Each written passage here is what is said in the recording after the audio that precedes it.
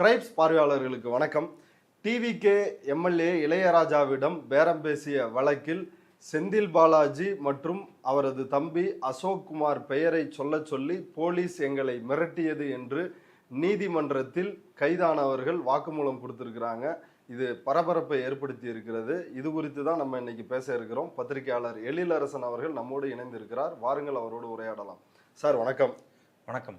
இன்னைக்கு 2 வழக்குகள் ஒன்று சென்னை உயர்நீதிமன்றத்தில் ஒரு வழக்கு நடக்குது. அந்த வழக்கில் செந்தில் பாலாஜிக்கும் அவரது தம்பி அசோக்கிற்கும் முன்ஜாமீன் வழங்கப்பட்டுள்ளது. அதே போல மாவட்ட முதன்மை அமர்வு நீதிமன்றத்தில் இன்னொரு வழக்கு சென்னையில் நடைபெற்றுச்சு. அந்த வழக்கில் திருவல்லிக்கேணி போலீசார் 5 பேரை 9 பேரை இந்த ஆட்சி கவிழ்ப்பு, குதிரை பேரம் இதெல்லாம் பேசினாங்க அப்படின்னு சொல்லி இளையராஜா கொடுத்த புகாரின் அடிப்படையில் கைது செஞ்சிருந்தாங்க. அதில் 5 பேர், அதாவது ஐபிடிஎஸ் அப்படின்ற கருத்து கணிப்பு நிறுவனம் நடத்தக்கூடிய திருநாவுக்கரசு, நரேஷ், கார்த்திக், ரமேஷ் உள்ளிட்ட 5 பேரை கஸ்டடியில் எடுத்து நாங்கள் விசாரிக்கணும் அப்படின்னு 5 நாள் கஸ்டடி கேட்டு முதன்மை அமர்வு நீதிமன்றத்தில் போலீசார், திருவல்லிக்கேணி போலீசார் வழக்கு தொடுத்திருந்தாங்க. அதில் 5 பேருக்கும் 2 நாள் கஸ்டடி கொடுத்து நீதிபதி கார்த்திகேயன் இன்றைக்கு உத்தரவிட்டிருக்கிறார். நீதிமன்றத்தில் இன்னைக்கு என்ன நடந்துச்சு? ஊத்தங்கரை எம்எல்ஏ இளையராஜாவிடம் பேரம் பேசினார்கள் அப்படின்னு சொல்லிட்டு 5 பேர், மொத்தம் 9 பேர் கைது செய்யப்பட்டிருக்காங்க. அதில் 5 பேருக்கு இன்னைக்கு போலீஸ் கஸ்டடியில் உத்தரவாயிருக்கு விசாரணைக்காக. 2 நாட்கள் அவங்கள 2 நாட்கள் போலீஸ் விசாரணைக்காக அவங்க போலீஸ் எடுத்துட்டு கூட்டு போயிருக்காங்க. இதுல என்ன விஷயம் அப்படின்னா, எல்லாருமே என்ன நினைச்சிட்டு இருக்காங்க அப்படின்னா, இவங்க எல்லாருமே சேர்ந்து ஒப்புதல் வாக்குமூலம் கொடுத்துருக்காங்க, செந்தில் பாலாஜியும் அசோக் குமாரும் தான் இது செஞ்சிருக்காங்க அப்படின்னு சொல்லி அவங்களே சொல்லிட்டாங்களே அப்படின்னு நிறைய பேர் பேசிட்டு இருக்கதான் நம்ம கேட்க முடியும். ஆனா இன்னைக்கு அவங்க தரப்புல, கைது செய்யப்பட்டவர்கள் தரப்புல தாக்கல் செய்யப்பட்ட மனு இருக்கு இல்லையா, அதுல ஒரு முக்கியமான விஷயத்த சொல்லியிருக்காங்க. அது என்ன அப்படின்னா, A7 A8 இவங்க 2 பேர், கார்த்தி, ரமேஷ், இவங்க 2 பேர் என்ன சொல்றாங்க அப்படின்னா, have already complained that, ஏற்கனவே அவங்க சொல்லியிருந்திருக்காங்க, புகார் செஞ்சிருக்காங்க. என்ன அப்படின்னா, after arrest and before remand, police கைது செய்கிறாங்க இல்லையா, கைது செஞ்சுட்டு ரிமாண்டுக்கு கொண்டு போறாங்க, அதுக்கு இடைப்பட்ட நேரத்தில் என்ன செஞ்சிருக்காங்க போலீஸ் அப்படின்னா, தேவர் த்ரெட்டன்ட் அண்ட் ப்ரெஷரைஸ், பயமுறுத்தப்பட்டிருக்கிறாங்க, அச்சுறுத்தப்பட்டிருக்காங்க, ப்ரெஷர் போடப்பட்டிருக்காங்க, மேல மிரட்டி இருக்காங்க. ஆமா, எதுக்காக அப்படின்னா, to give false statements implicating former minister mister V Senthil Balaji and mister Ashok Kumar. அதாவது இவங்க 2 பேருக்கும் எதிராக, இவங்க 2 பேரும் இந்த வழக்கில் இணைத்து பொய் வாக்குமூலத்தை கொடுங்க அப்படின்னு சொல்லி போலீஸ் இவங்க மேல ப்ரெஷர் போட்டிருக்காங்க, அச்சுறுத்தப்பட்டிருக்காங்க அப்படின்ற விஷயத்த சொல்லியிருக்காங்க. சொல்லிட்டு ஹென்ஸ் அதனால handing them over to police custody, இவர்களை இவங்க A7 A8 2 பேரையும் போலீஸ் கஸ்டடியில் விடுறது மேலும் would expose them to further coercion, fabrication and serious prejudice, மேலும் அவர்களை இது மாதிரியான ஃபேப்ரிகேஷன் செய்வதற்கும், அதாவது பொய்யான புனைவுகளை செய்வதற்கும், இது மாதிரியான ஜோடிப்பதற்கும் மேலும் வழிவகுக்கும். அதனால இவர்களுக்கு போலீஸ் கஸ்டடி வழங்கப்படக்கூடாது அப்படின்னு சொல்லி இவங்க தரப்புல வாதிட்டு இருக்காங்க. அப்போ ஏற்கனவே எல்லாம் என்ன சொல்றாங்க அப்படின்னா, இது எப்படின்னா ஒரு செயின் மாதிரி, திருநாவுக்கரசு கைது செய்யப்படுறார், திருநாவுக்கரசு சொன்னதின் அடிப்படையில் இவர்கள் கைது செய்யப்படுறாங்க, இவர்கள் கொடுத்த வாக்குமூலத்தின் அடிப்படையில் செந்தில் பாலாஜியும் அசோக்குமாரும் இதுல குற்றவாளிகள் அப்படின்னு சொல்லி போலீஸ் ஒரு போயிட்டு இருக்காங்க. ஆனா இதுல என்ன விஷயம் அப்படின்னா, திருநாவுக்கரசு சொன்னதாக கைது செய்யப்பட்டவர்கள் செந்தில் பாலாஜி பேரை இவங்க சொல்றாங்க அப்படின்னு சொல்லும்போது, செந்தில் பாலாஜி பேரையும் அசோக்குமார் பேரையும் போலீஸ் வற்புறுத்தி சொல்ல வச்சிருக்காங்க அப்படின்றத அவங்களுடைய பெட்டிஷன்ல இன்னைக்கு சொல்லியிருக்காங்க. அதனால திரைக்கதை மாதிரி. ஆமா, அதனால இப்போ நீங்க திருநாவுக்கரசோட கதையை கேட்டாதான் அவர் எப்படி இதுக்குள்ள வந்தாரு அப்படின்றது தெரிய வரும். ஆனா இன்னைக்கு நடந்த 2 நீதிமன்றங்கள்ல இந்த பிரச்சனை நடந்துச்சு. நீங்களே குறிப்பிட்ட மாதிரி, ஒண்ணு ஹைகோர்ட்ல செந்தில் பாலாஜி அசோக்குமாருக்கான முன்ஜாமீன் மனு, அது விசாரணை நடக்குது. அதே போல செஷன்ஸ் கோர்ட்ல இந்த 5 பேர் இவர்களை போலீஸ் கஸ்டடியில் எடுத்து விசாரிக்கிறதுக்கான அந்த மனு மீதான விசாரணை நடக்குது. இது 2ல என்ன வித்தியாசம் அப்படின்றத என்ஆர் இளங்கோ, திமுக வக்கீல் என்ஆர் இளங்கோ இன்னைக்கு பிரஸ் மீட்ல சொல்லியிருக்காரு, தெளிவாக சொல்லியிருக்காரு. திராவிட முன்னேற்ற கழகத்தின் மீது களங்கம் விளைவிக்கும் வகையில் நேற்று வரைக்கும் அரசு தரப்புல அரசை கவிழ்க்கும் எண்ணத்தோடு இது செய்யப்பட்டது அப்படின்னு சொல்லிக்கிட்டே வந்தாங்க. நேற்று ஒரு 3 எதிரி குற்றம் சாட்டப்பட்டவர்களை வந்து போலீஸ் காவலில் எடுக்கிறதுக்கு போடப்பட்ட மனுவில் கூட இது அரசை கவிழ்க்கும் எண்ணத்தோடு செய்யப்பட்டதுன்னு போட்டாங்க. நேற்று நாங்கள் முதன்மை அமர்வு நீதிமன்றத்தில் எடுத்து சொன்னோம். நாங்கள் பிரின்சிபல் செஷன் கோர்ட்டில் வந்து எடுத்து சொன்னோம். இங்கே பாருங்கள், சபாநாயகரை எதிரான தீர்மானத்தில் வாக்களிப்பது என்பது ஆட்டோமேட்டிக்காக டாப்லிங் த கவர்மெண்ட் ஆகாது, அரசை கவிழ்க்க முடியாது. அப்படி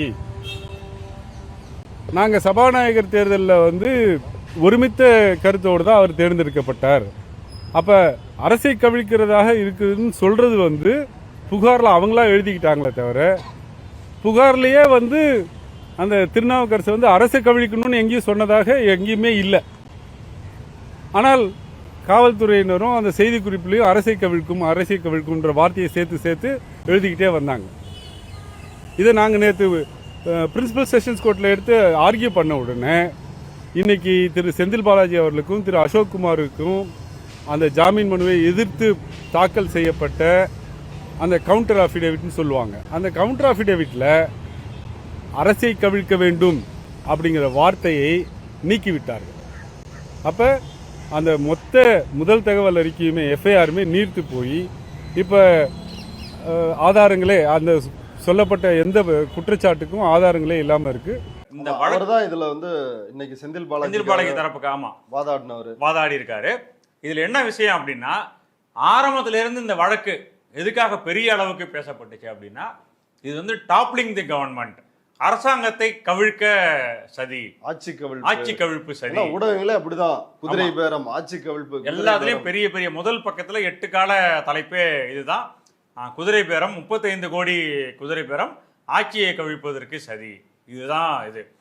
இதுல என்ன விஷயம் அப்படின்னா, இந்த வழக்கு இருக்கு இல்லையா, இந்த வழக்குக்கான விசாரணை செஷன்ஸ் கோர்ட்டில் நடக்கும்போது, மாவட்ட முதன்மை அமர்வு நீதிமன்றம், ஆமா, இந்த 5 பேர் கஸ்டடி கேட்ட வழக்கு நடக்கும்பொழுது அதுல திமுக தரப்புல ஆஜராகி சொல்லியிருக்காங்க, இது வந்து ஆட்சி கவிழ்ப்பு சதி அப்படின்னு சொல்றதே சரி கிடையாது, எப்படி ஆட்சியை கவிழ்க்க முடியும், அந்த சொற்றொடரே தவறு, இது எல்லாமே போலீசாருடைய கற்பனை.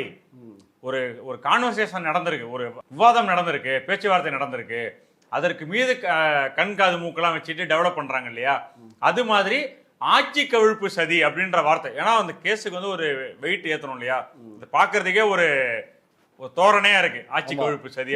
சபாநாயகர் மீதான நம்பிக்கை எடுப்பு தீர்மானம், நம்பிக்கையில்லா தீர்மானம் எப்படி ஆட்சி கவிழ்ப்பு ஆகும், அதுதான் இன்னைக்கு நடந்திருக்கு கோர்ட்ல. சபாநாயகர் மீதான நம்பிக்கையில்லா தீர்மானம் வருவது, அதற்கு எதிராக வாக்களிப்பது எப்படி ஆட்சி கவிழ்ப்பாகும் அப்படின்னு சொல்லி என்ஆர் இளங்கோவும் கேட்டிருக்காரு. அதே மாதிரி குமரேசன் ஒரு வக்கீல் அசோக் குமாருக்காக ஆஜராயிருக்கு, அவரும் கேட்டிருக்காரு.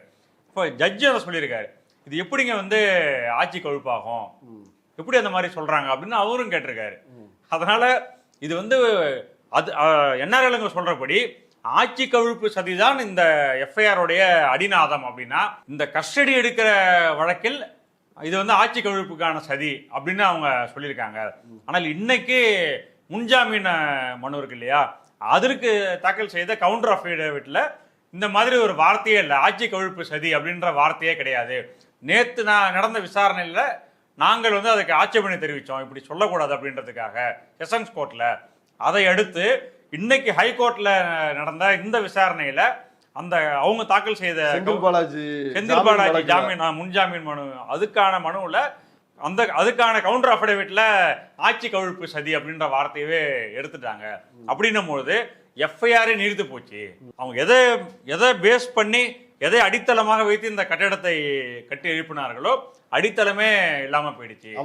ஆட்சியை கவிழ்ப்பதற்கு சபாநாயகர் மீதான நம்பிக்கை இல்லா தீர்மானத்தின் போது இளையராஜா மாதிரி 35 கோடி ரூபாய், அதுக்கு என்னென்ன மாதிரி வியாக்கியானம் சொல்றாங்க அப்படின்னா, சபாநாயகருக்கு எதிரான தீர்மானம் வரும்பொழுது அவர்களுக்கு எதிராக டிவிகே எம்எல்ஏக்களே வாக்களிச்சாங்க, சபாநாயகருக்கு எதிராக வாக்களிக்கிறாங்க அப்படின்னா அதுவே வந்து அரசின் மீதான நம்பிக்கை போயிடுச்சுன்னு அர்த்தம், மக்கள் இப்படிலாம் பேச ஆரம்பிச்சிருவாங்க அப்படி இப்படின்னு பேசுறாங்களே தவிர, சட்டப்படி இது வந்து ஆட்சி கவிழ்ப்புக்கான சதியா, அந்த வேலை இதுல நடக்குதா அப்படின்றத அவங்களால எஸ்டாப்ளிஷ் பண்ண முடியல. ஆமா, இவங்க புகார் அடிப்படையிலே ஆட்சி கவிழ்ப்புக்கு முகாந்திரமே கிடையாது. முகாந்திரமே இல்ல. அவர் என்ஆர் இளங்கோ என்ன சொல்றாருன்னா, இந்த சபாநாயகர் எல்லாரும் ஓட்டு போட்டு ஒருமனதாக கொண்டு போய் உட்கார வச்சிருக்கோம், இதுல ஆட்சி கவிழ்ப்புக்கு சதி அப்படின்னு எங்க இருந்து இதுல வருது அப்படின்னு நாங்களும் சேர்ந்து தேர்ந்தெடுத்த சபாநாயகர் அப்படின்னு சொல்றாரு.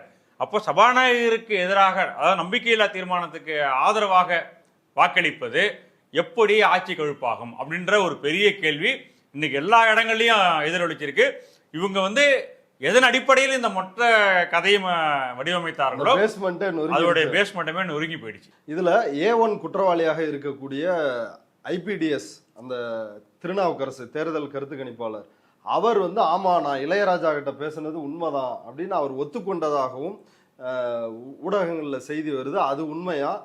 உயர்நீதிமன்றத்தில் ஏதாவது வலுவான ஆதாரங்களை முன் வச்சாங்களா? ஒரே ஒரு வலுவான ஆதாரத்தை கூட இன்னைக்கு போலீஸ் தரப்புல இருந்து வைக்கப்படலை அப்படின்றதுதான் உண்மை. என்ன கொடுத்துருக்காங்க அப்படின்னா ஒரே ஒரு ஆதாரம் மட்டும்தான் போலீஸ் தரப்புல இருந்து சொல்லியிருக்காங்க சாட்சியமாக. அது என்ன அப்படின்னா, ஈரோட்டில் ஒரே நாளில் இவர்கள்லாம் இருந்திருக்காங்கன்னு சொல்லிட்டு செல்போன் டவர் காட்டுது, சிக்னல் காட்டுது. திருநாவுக்கரசும் செந்தில் பாலாஜி தம்பி அசோக் குமாரும், ஆமா அவங்க செந்தில் பாலாஜியோட தம்பி அசோக் குமாரும் திருநாவுக்கரசும் ஈரோட்டில் இருந்திருக்காங்க அப்படின்றதுக்கான ஆதாரங்களை மட்டும்தான் சொல்லியிருக்காங்களே தவிர அவர்கள் சந்தித்ததற்கான எந்த ஒரு ஆதாரத்தையும் கொடுக்கவே இல்லை அப்படின்றது ஒண்ணு. இன்னொன்னு, திருநாவுக்கரசு ஊத்தங்கரை MLA இளையராஜாவிடம் பேசியிருக்கிறார் அப்படின்றது உண்மைதான். 10 மணிக்கு பேசியிருக்கார். ஜூன் 26ஆம் தேதி 10 மணிக்கு பேசியிருக்கார், இரவு 10 மணிக்கு பேசியிருக்கார். ஆனால் என்ன பேசினார் அப்படின்னா, நான் ஒரு அரசியல் தேர்தல் வியூகவகுப்பாளர், அரசியல் சம்பந்தமான சில விஷயங்களை பற்றி அவர் பேசியிருக்கிறார், அவ்வளவுதானே தவிர இது திருநாவுக்கரசு சொல்றாரு. ஆமா, திருநாவுக்கரசு பேசியிருக்கிறது உண்மைதான் அப்படின்றத சொல்றாங்க. ஆனால் இது சம்பந்தமாகத்தான் பேசினார் அப்படின்றதுக்கு எந்த ஒரு ஆதாரத்தையும் போலீஸ் தரப்புல கொடுக்கவே. ஆட்சி கவிழ்ப்பு, சபாநாயகர் நம்பிக்கை வாக்கு, ஆமா ஆட்சி கவிழ்ப்பு சம்பந்தமாக, அது சதி நடந்ததுக்கு சம்பந்தமாக ஒரு ஆதாரத்தை கூட அவர்கள் கொடுக்கவில்லை போலீஸ் தரப்புல இருந்து. பேசினது மட்டுமே போதுமா அப்படின்னா அது ஒரு கேள்விக்குறி இருக்கு இல்லையா? அப்போ அதே போல கால் ரெக்கார்டும் இல்ல, எந்த ஒரு ரெக்கார்டும் கிடையாது. கால் ரெக்கார்டு இல்ல. சிசிடிவி ஃபுட்டேஜஸ் கேட்டா அதுவும் இல்லைன்றாங்க. பண பரிவர்த்தனை நடந்துச்சா அப்படின்னு கேட்டா பண பரிவர்த்தனையும் நடக்கல அப்படின்றாங்க. சரி, நீங்க வந்து இது சம்பந்தமாக தான் பேசினார் அப்படின்றதுக்கு நீங்க என்ன ஆதாரம் வச்சிருக்கீங்க அப்படின்னா அதுவும் ஆதாரம் இல்லை. பேசியதே ஆதாரம். ஆமா, பேசியதே ஆதாரம். ஒரே ஒரு ஆதாரம் தான் இருக்கு. ஒரே நாளில் 2 பேரும் அசோக் குமாரும் திருநாவுக்கரசும் ஈரோட்டில் இருந்திருக்கிறாங்க, செல்போன் சிக்னல் காட்டுது, அது மட்டும் தான் ஆதாரம். மற்றபடி அவங்க வந்து அடையாறுல சார் கிண்டியில வந்து ஒரு ஹோட்டல்ல சந்திச்சிருக்காங்க அப்படின்னு சொல்றாங்க. எதற்கும் ஒரு ஆதாரத்தை இவர்கள் சமர்ப்பிக்கவே கிடையாது. எல்லா ஆதாரத்தையும் இனிமே தான் நாங்க சேகரிக்க போறோம், ஃபுட்டேஜஸ்லாம் அழிஞ்சு போயிடுச்சு, அதெல்லாம் ரெட்ரீவல் பண்றதுக்கான முயற்சியில நாங்க இருக்கோம் அப்படின்னு தான் போலீஸ் சொல்றாங்க. ஆக மொத்தத்தில் திருநாவுக்கரசிடம் இருந்து ஒரு வாக்குமூலம் பெற்று மற்றவர்களை கைது செய்திருக்கிறார்கள். அவர்களிடமிருந்து வாக்குமூலம் பெற்று செந்தில் பாலாஜியவும் அசோக்குமாரையும் கைது செய்வதற்கான முயற்சியில் இருக்காங்களே தவிர எந்த ஒரு ஆதாரத்தின் அடிப்படையிலும் இந்த வழக்கு நடக்குதா? இந்த நிமிஷம் வரைக்கும் கொடுக்கப்பட்டிருக்கிற மனுக்களில் இருந்து நாம பார்த்தோம்னா, பேசுறது 1000 பேசலாம், கொடுக்கப்பட்டிருக்கிற எழுத்துப்பூர்வமாக வந்திருக்கிற மனுவிலிருந்து ஒரு ஆதாரமும் சமர்ப்பிக்கப்படவில்லை அப்படின்றதுதான் நமக்கு இல்ல. எப்படி வந்து இந்த கார்த்திக், நரேஷ் இவங்கள்ட்ட வந்து போலீசார் வந்து கைது செய்து ரிமாண்ட் செய்வதற்கு அந்த இடைப்பட்ட நேரத்தில் செந்தில் பாலாஜியும் அவர் தம்பி பேரையும் இதுல சொல்லுங்க அப்படின்னு மிரட்டினார்கள், அச்சுறுத்தினார்கள் அப்படின்னு சொல்றாங்களோ, அதே போல 26ஆம் தேதி இளையராஜா இரவு பேசினாரு, திருநாவுக்கரசுன்னு சொல்றாரு, இதை கோர்ட்ல கேள்வி எழுப்பி இருக்கிறாரு என்ஆர் இளங்கோ. ஆனா 29ஆம் தேதி தான் போய் புகார் கொடுக்கிறாரு. இடையில் 2 நாட்கள் எப்படிலாம் அந்த கேஸை வந்து வடிவமைக்கலாம், என்னென்னலாம் அதில் சேர்க்கலாம், என்னென்ன வார்த்தைகள் என்னென்ன கதைகள்லாம் அதில் சேர்க்கலாம் அப்படின்றதுக்கு டைம் எடுத்து அவங்க இதை புகாரை உருவாக்கி கொடுத்திருக்கிறார்கள். புகார் வந்து இயற்கையா போய் கொடுத்த மாதிரி இல்லை, புகாரே வந்து இவர்கள் திட்டமிட்டு உருவாக்கி கொடுத்திருக்கிறார்கள் அப்படின்றதுதான். ஆக மொத்தம் இந்த அசோக்குமாரோடைய வழக்கறிஞர் பேசும்போது அவருடைய வாதத்தில் சொல்றாரு, எந்தெந்த கேஸ் எல்லாம் செந்தில் பாலாஜி பேர் இருக்கோ அந்தந்த கேஸ் எல்லாம் அசோக்குமார் பேரையும் சேர்த்துடுறாங்க அப்படின்னு சொல்லியிருக்காரு. செந்தில் பாலாஜி தம்பி என்ற ஒரே காரணத்திற்கு அவருடைய பேரையும் சேர்த்துடுறாங்க. அதாவது எதுக்குமே முகாந்திரம் இல்லாமல் மக்கள் இதை சொன்னா நம்புவாங்க அப்படின்ற அந்த ஒரு நம்பிக்கையின் பேரில் மட்டும் இந்த மொத்த வழக்கையும் ஜோடிச்சிட்டு இருக்காங்க. அதனாலதான் வந்து ஒவ்வொரு இடமாக இது வந்து வீக்காவே போயிட்டு இருக்கு. இப்ப ஏற்கனவே நம்ம பேசின ஒரு பேட்டியில நீங்க வந்து சொல்லி இருந்தீங்க, கரூர் இடைத்தேர்தலை மையமாக வைத்துதான் செந்தில் பாலாஜி உள்ள வைக்கிறாங்கன்னா இன்றைக்கு அதையும் வந்து என்ஆர் இளங்கோவும் ஆமா, அது ஒரு முக்கியமான விஷயம் இல்லையா? அன்னைக்கு கோர்ட்லயும் அதை சொல்லியிருக்காங்க. இது வந்து ஒரு அரசியல் ரீதியாக பை எலெக்ஷன் கரூர்ல வரப்போகுது, அதற்காக செந்தில் பாலாஜி அங்க இருக்கக்கூடாது, அது அந்த நோக்கத்துக்காக மட்டுமே இந்த வழக்கு வந்து ஜோடிக்கப்பட்டிருக்கு அப்படின்ற வாதத்தையும் முன் வச்சிருக்காங்க. ஸோ இந்த வாதங்களை எல்லாம் ஏற்றுக்கொண்டு தான் நீதிபதி வந்து முன்ஜாமீன் கொடுத்துருக்காங்க செந்தில் பாலாஜிக்கும் அசோக்குமாருக்கும். ஆக மொத்தத்தில் இந்த வழக்குடைய அடிப்படை என்ன அப்படின்னா, கரூர் பை எலெக்ஷனை வந்து டிவிக்கே குறிப்பா விஜய், ஆதவ அர்ஜுனா இவங்கெல்லாம் பர்சனலா பாக்குறாங்க. அவர்களுக்கு ஏற்பட்ட ஒரு அவமானமாக அதிமுக விஜயபாஸ்கர் ஜெயிச்சாரு, ஒருவேளை இப்ப திமுக ஜெயிச்சிருதுன்னா அது பெரிய அடி இல்ல. ஆமா, ரொம்ப அதாவது அங்க ஏற்பட்ட தோல்வி இருக்கு இல்லையா, அது வந்து அவங்களால ஏத்துக்கவே முடியல. கரூர்ல மீண்டும் திமுக ஜெயிச்சிருச்சுன்னா அது பெரிய இன்னும் பெரிய அடியாக விழுந்துரும். அதனால எப்படியாவது செந்தில் பாலாஜி முடக்கி வைத்து விட்டு, செந்தில் பாலாஜி மட்டும் இல்ல, அவருடைய ஆதரவாளர்கள் யாரெல்லாம் ஃபீல்டு ஒர்க் பண்ணக்கூடியவர்களோ எல்லாரையும் முடக்கி வைத்து விட்டு கரூர் பை எலெக்ஷனை போய் ஃபேஸ் பண்ணணும் அப்படின்றது அவங்களுடைய நோக்கம். அது இன்னைக்கு கோர்ட்லயும் திமுக தரப்பு வக்கீல் சொல்லியிருக்காங்க. ஓகே, 2 நாள் இந்த 5 பேரையும் வந்து விசாரிக்க போறாங்க. அதுக்கு பிறகு நீதிமன்றத்தில் ஆஜர்படுத்த போறாங்க. அடுத்து என்ன நடக்குது அப்படின்றத பொறுத்திருந்து பார்க்கலாம். நம்முடைய நேயர்களுக்காக நேரத்தை ஒதுக்கி கருத்துக்களை பகிர்ந்துட்டதுக்கு ரொம்ப நன்றி சார். நன்றிங்க.